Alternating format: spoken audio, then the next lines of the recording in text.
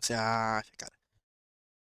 Um dia desse pediram pra eu ver assim um computador na internet, um notebook, coisa parecida. Só que às vezes eu fiquei meio em dúvida em qual comprar. Aí eu fui vendo as listas que tem e tal, foi aumentando o preço, foi aumentando. E quando eu vi, eu já tinha batido o valor que a pessoa me pediu, né? É, a questão de hoje em dia é que os computadores, principalmente esses notebooks, você não tem uma noção muito boa assim, o que ele oferece para você. Por quê? Às vezes você pode ter um i7 e um i9 com qualidades.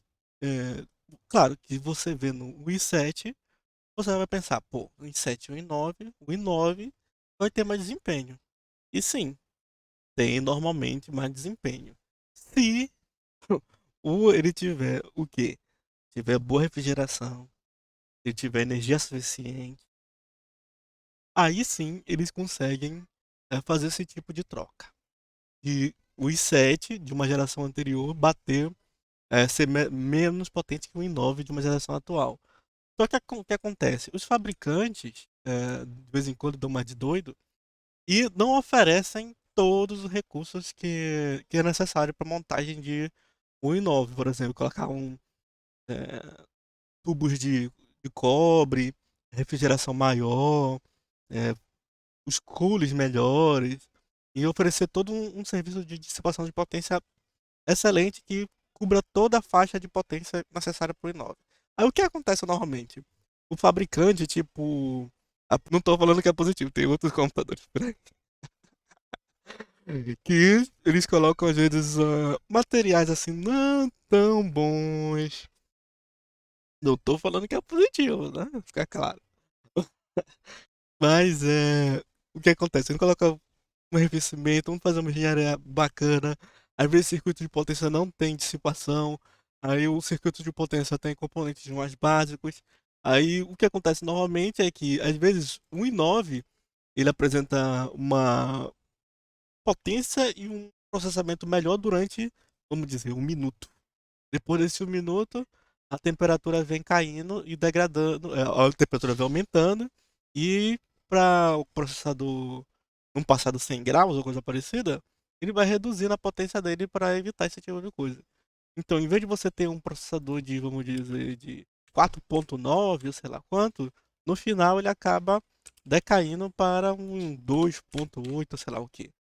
Então, e nesse caso, que acontece? Esse i7 da geração anterior, ou mesmo da própria geração, acaba superando esse i9 em questão de potência, porque ele exige às vezes menos. Às vezes não, a maioria das vezes menos. Exige menos potência, ele tem menos núcleo de processador. Então o que acontece? Você fica dependendo muito de reviews por aí, né? Por isso que tem canal que cresce, né, de review na internet. Tipo, meu, será? Então, o que deveria normalmente acontecer? Porque ó, eu vou falar o que acontece hoje em dia. Os fabricantes, eles se põem muito nisso aqui. Eles fazem muito comercial nesse tipo de coisa. Ah, eu tenho um i9. Tô vendendo um i9 pra você, última geração, não sei o que.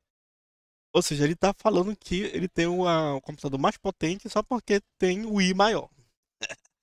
E na verdade, às vezes, se você tiver um i7 e colocar nas mesmas condições de um tempo maior de processamento, tipo jogando, fazendo uma renderização, vai ter um equipamento melhor, né? Mas o cara não quer te vender isso, por quê? Se tiver o i9, ele vai te vender mais caro e vai ganhar mais lucro com isso. Isso é a lei de mercado, basicamente. Então, tu tá lascado. Tá lascado, basicamente. O que deveria ser feito? Eu falei o que acontece, o que deveria ser feito. Deveria ter um sistema, pelo menos no mercado, é, não apenas de reviews. Ah, um cara ali em particular vai fazer um review de um computador. Ah, vou pegar esse computador, vou colocar um review, vou colocar uma pontuação, não sei o que, lá. Não, devia ter um selos, vamos dizer, né? Tipo o Inmetro que existe hoje em dia. Selos de garantia de pra determinado tempo, ter tanto de processamento, ter um resultado.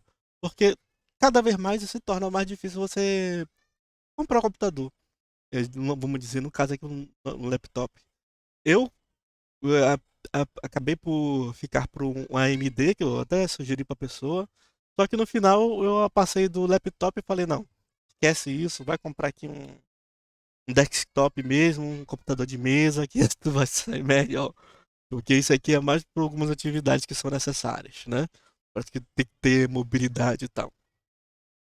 Enfim, por mais o que fica pro final, que seria mais interessante ter esse tipo de cena no mercado, em vez de um e-metro e computer, sei lá, um nome parecido. Mas cada vez está mais difícil você imaginar esse tipo de coisa hoje em dia, né? Porque faz igual o outro, vai depender de grana, ter apoio dos fabricantes. Ou seja, às vezes vai depender de ter leis, né, no sentido. É tipo o Inmetro que tem seu selo de garantia colocado em vários produtos e ter também o apoio da próprio comprador, da população que compra esse tipo de material, tipo de produto, né? Porque, por exemplo, hoje em dia tem as técnicas de você ver o produto na compra, né? Aí uma técnica de venda é você ver aquele selinho, ó, tem um selinho de metro, pô, tá com o selo do metro, quer dizer que isso não vai fazer mal para mim. E a mesma coisa aqui nos computadores. Também tem um selo, selo de consumo de energia hoje em dia também, né? Poderia ter um selo de potência do computador. Qual o grau que ele está atualmente. Ou pontuação, né? Para determinada tarefa. E quando vê se tu chegasse numa loja, não precisaria se matar ou ver qual é o mais bonitinho. Ou quando tu chegar em casa, tu vê que tu comprou uma bomba no lugar, uma bomba no lugar de um computador, né? Então, essa seria tipo a solução. Antes de meterem sem lubrificante em de orifício de alguma pessoa, você devia saber o que você está comprando primeiro, né? Basicamente. Então é isso, gente. Olha, cuidado quando comprar isso. É, como a gente não tem esse tipo ainda de suporte do Estado ou suporte de outras pessoas, um selo de qualidade. Por exemplo, tem o selo de qualidade da Clube do Hardware, por exemplo. É só um selo simples, sem falar muito sobre aspectos de pontuação do produto, né? Mas se tivesse assim nos produtos um tipo de selo ou coisa parecida, de forma geral, seria ótimo para o consumidor. Claro, para o vendedor, acho que não seria tão bom assim, mas não sei dizer, né? Até que ponto isso seria bom ou ruim para eles. Porque se eles não vendem pelo i9 nem pelo i7, eles venderiam pelo selo. E também poderia ver que se o fabricante não atingir determinada pontuação para um i9, esse i9 devia ser renomeado como i7, ou i7 com mais núcleos ou coisa parecida. Porque não adianta chamar de outro nome, sendo que ele não está conseguindo desempenhar todo o seu potencial. É a mesma coisa que você comprar uma placa de vídeo de última geração super cara e um processador de primeira geração que não aguenta nem metade dela.